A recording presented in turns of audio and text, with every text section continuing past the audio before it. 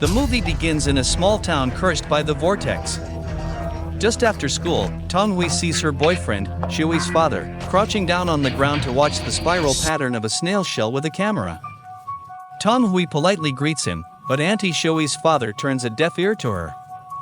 Mistakenly thinking that he was mistaken, he turned away in embarrassment, but when he told his boyfriend about it, Auntie Shu fell into a deep silence and said that the person was his father. He and his mother had noticed that his father was getting more and more strange lately, which made Zuichi feel that something bad was going to happen recently. In order not to drag Tong-hui into trouble, he hoped that Tong-hui could keep a distance between himself and him for a while and left without turning back to Tong-hui's puzzled eyes. Then he left without turning back to Tong-hui's puzzled eyes. He had just returned home when he saw his father, Suchi, as a guest in his house. It turned out that Tong-Fai's father was a famous potter in town, and next to him, Suchi's father was holding a video camera to take pictures of the spiral patterns produced by the pottery. It was really wonderful. In the eyes of Suchi's father, anyone who could create such spiral patterns was an artisan, and so he decided to pay a large amount of money to ask his father to make a spiral pottery for himself. In Tong-Fai's opinion, Hideki's father was just obsessed with spiral designs. It was at most a small hobby, not as serious as Hideki's. But the next morning when she was at school, she witnessed a classmate fall down the stairs and die horribly. This sudden sight made her classmates freeze in their tracks, but no one knew that once they looked up to the spiral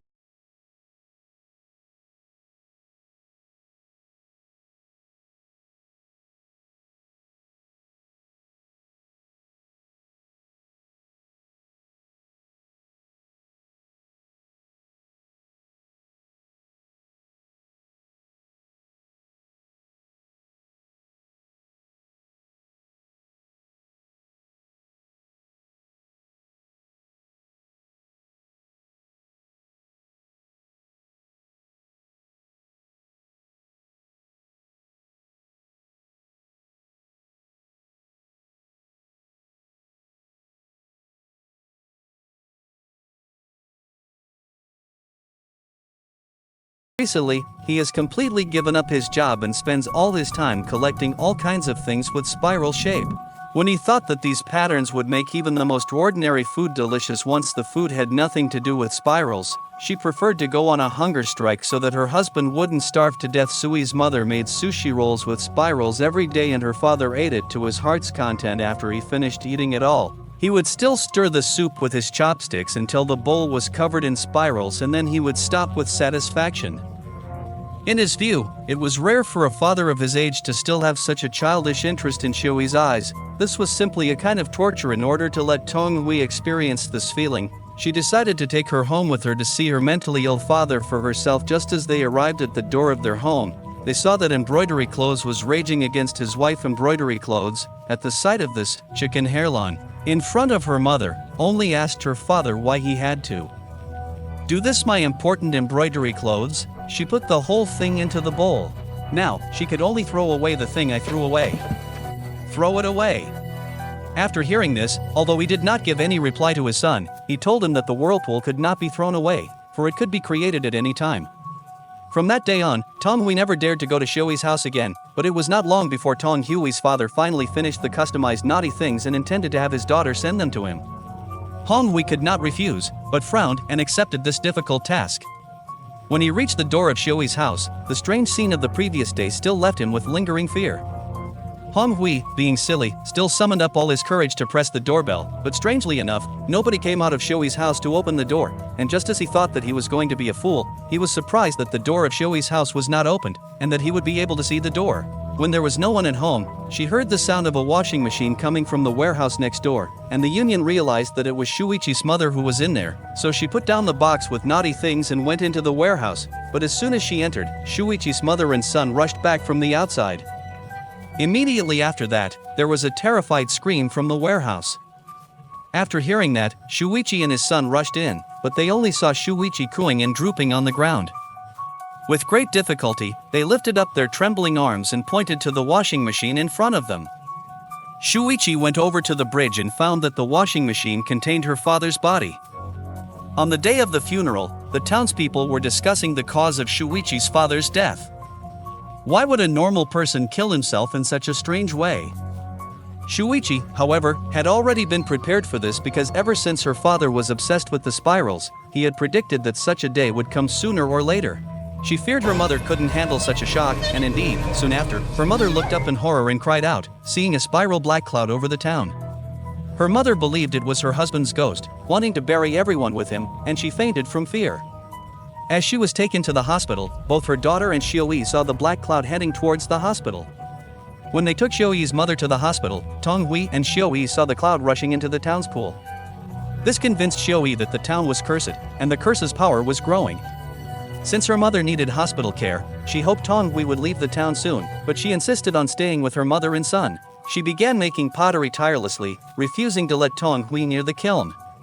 It was the first time since childhood that he saw his father so irritable, forcing him to leave while his father stared at the fire, spiral patterns forming in his pupils.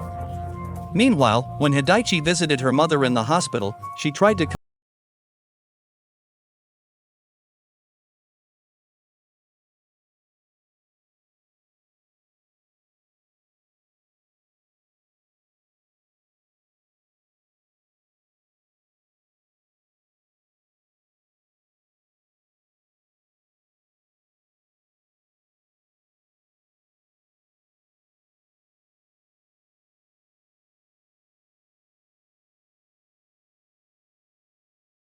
to be able to cure her quickly for a day. Tonghui originally thought that Xiaoyi was making a big fuss until he saw that Xiaoyi's mother even shaved her hair, and then he realized how serious his condition was. Not long after that, Xiaoyi discovered that on the wall of the hospital was a poster of earwings with similar pictures of spiraling threats. He was so scared that he tore the poster off in a hurry. Once his mother found out that the earwursts were also spiral, the result would be absolutely unbearable. Of course, even though Shuichi was very careful, he still couldn't fight against the power of the curse. That night, a millipede crawled slowly on Shuichi's mother's bed and tried to burrow into her ear. After waking up from the severe pain, Shuichi's mother yanked the millipede out of the bed and threw it to the ground. In the evening, while she was grading papers at home, she threw a vase at the millipede, but the vase was shattered, but there was no body of the millipede on the ground, so she clutched a magazine in her hand and prepared to shoot the millipede. The mother collapsed on the spot, and without hesitation, she grabbed a piece of vase and plunged it into her ear and died on the spot. At his funeral, the strange whirlpool appeared again, and many residents saw their own faces in the whirlpool. At that time, they did not know that from that day onwards, the number of cursed people in the town would be increasing, and even began to spread to the school. A student, Mr. Nakayama, who had been absent from school for a few days, suddenly rushed to school one rainy day.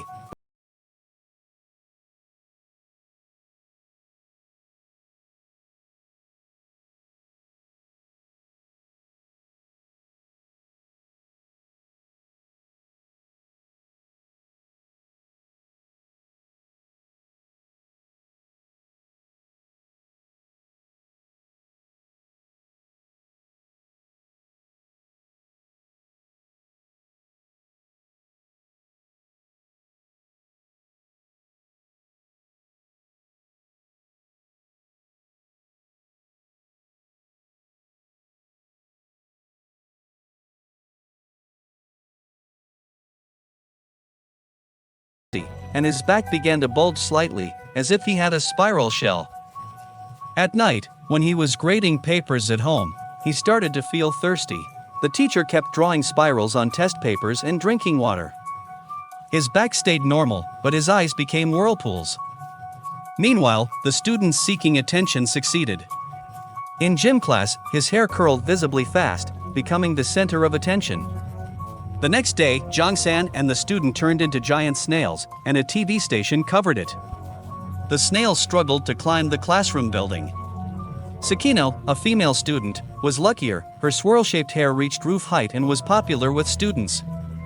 But as Kanye's hair grew denser, it drained him, leaving only a dried-up corpse. The swirl of embroidered hair under the whirlpool was still luxuriant, and the reporters who came to visit the town met with a car accident.